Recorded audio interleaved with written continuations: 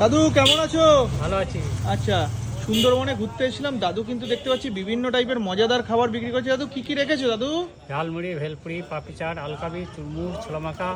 বিকেল বেলায় কিন্তু পাপড়ি চাট খাওয়া যাবে। তো পাপড়ি চাটের দাম কত দাদু?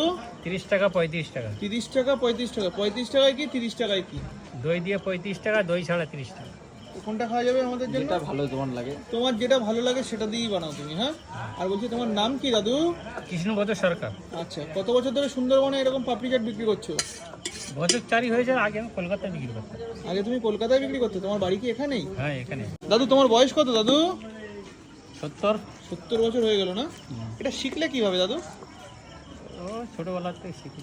ছোটবেলা থেকে না? মানে বাড়ি থেকে এই এই কাজই করো?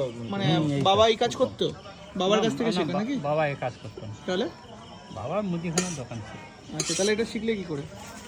এই শিখেছি আগে ওই